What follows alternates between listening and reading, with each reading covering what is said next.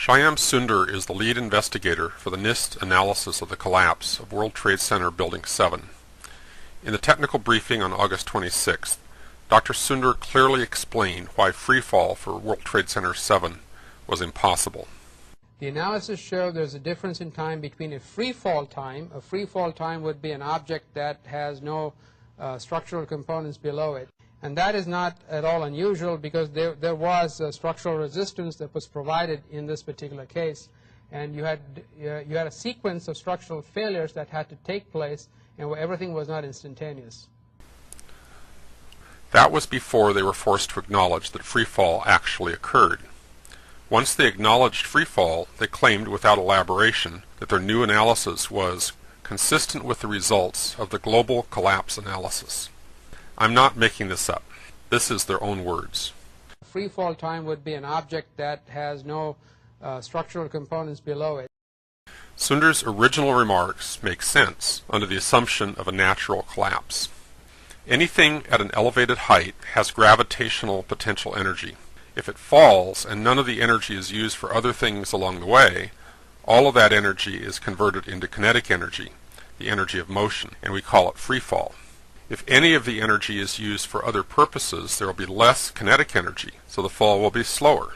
In the case of a falling building, the only way it can go into freefall is if an external force removes the supporting structure.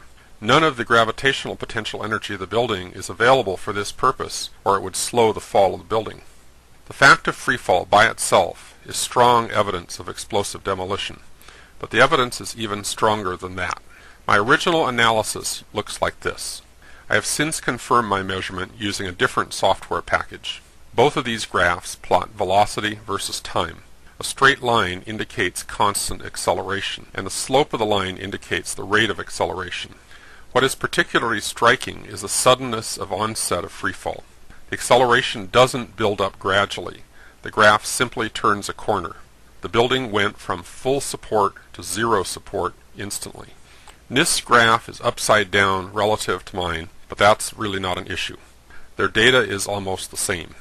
What is dramatically different is the curve they superimpose on the data. This curve has no physical significance whatsoever. It is merely a hypothetical interpretation of the data. It is literally the mathematical equivalent of laying a wet noodle on the graph and nudging it around until it fits the data. The straight part fits the data reasonably well. What is totally misleading are the gradual transitions into and out of freefall. The raw data speaks for itself. One moment the building is holding, the next moment it lets go and is in complete freefall. The onset of freefall was not only sudden, it extended across the whole width of the building. My measurement of the acceleration of the building was based on the northwest corner. This recent measurement confirming freefall was based on a point midway along the roofline. The fact that the roof stayed level shows the building was in freefall across the entire width. The collapse we see cannot be due to a column failure or a few column failures or a sequence of column failures. All 24 interior columns and 58 perimeter columns had to have been removed over the span of 8 floors low in the building simultaneously to within a small fraction of a second, and in such a way that the top half of the building remains intact and uncrumpled. Let's come back to NIST's acceptance of freefall. Here is their exact wording. Quote, "The 3 stages of collapse progression described above are consistent with the results of the global collapse analysis discussed in Chapter 12 of NIST NC Star 1-9, unquote. In other words, they're giving the appearance of claiming freefall is okay, but actually it's the 5.4 second duration of their 3-stage analysis that matches their model. But we saw in part 2 of this video series that the 5.4 seconds depends on an artificially early start time, which has no valid observational basis. Without the 5.4 second fig leaf, they are left with freefall and nothing more. NIST does not show how freefall is consistent with their hypothesis, because, as Shyam Sunder has correctly and eloquently explained, freefall for a naturally collapsing building is impossible. This brings us to their computer model. NIST's so-called investigation actually consists of finding a way to reproduce the mysterious collapse of the building using a computer model. The assumption is that if the computer model can be made to reproduce the observed collapse pattern, That must be how it happened. The problem is, if something unexpected was going on, like explosives for instance, you're not going to discover it in the computer model. For that, you need to look at the actual evidence. So why not examine the steel directly? Oh yes, there isn't any. At least there isn't any after it was hauled away to Asia and melted down. NIST's investigation has been compared to conducting an autopsy without the corpse. As of 2005, NIST reported having only 236 pieces of steel from the World Trade Center complex, none of them unambiguously identified as being from World Trade Center 7. We've all watched CSI. Anyone serious about solving a crime knows the importance of physical evidence. Yet here the crime scene was scrubbed, the evidence was destroyed, and the investigation was delayed for years.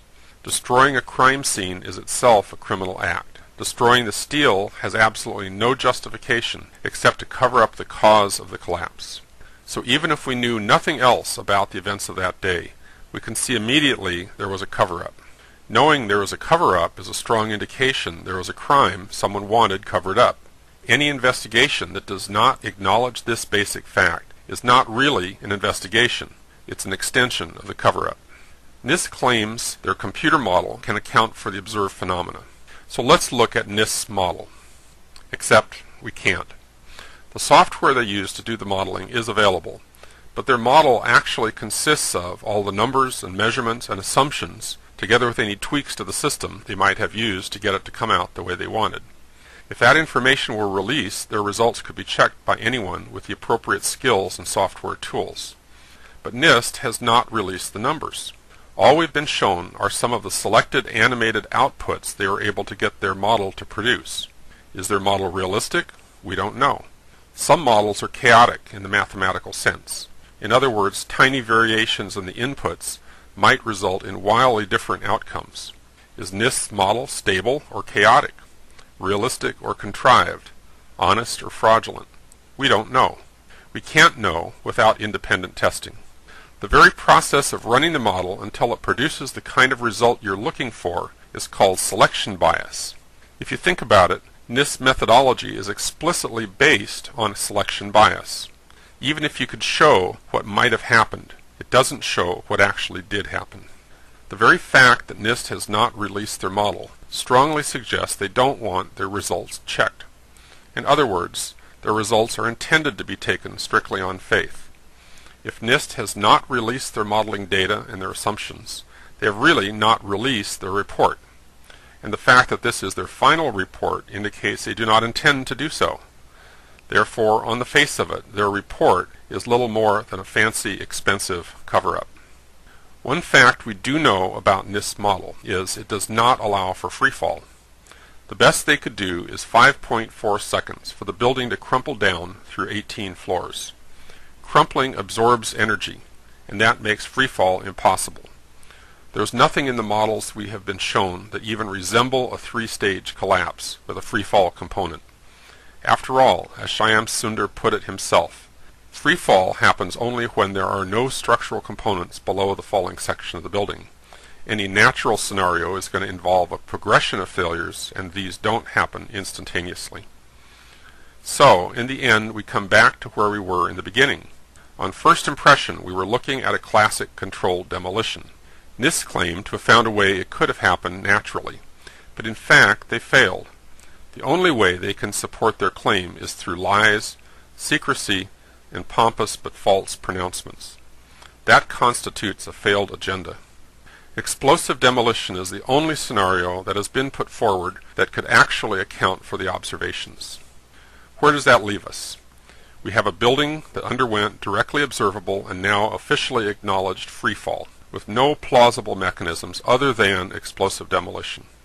We have an official investigation by a government agency that has fraudulently manipulated data, that has refused to even consider existing physical evidence that explosives were used. They have wrapped themselves and their data in secrecy and offered up pronouncements as conclusions to be taken on faith. The NIST investigation is a fraud and a farce. We need a new, fully empowered, truly independent, and open investigation.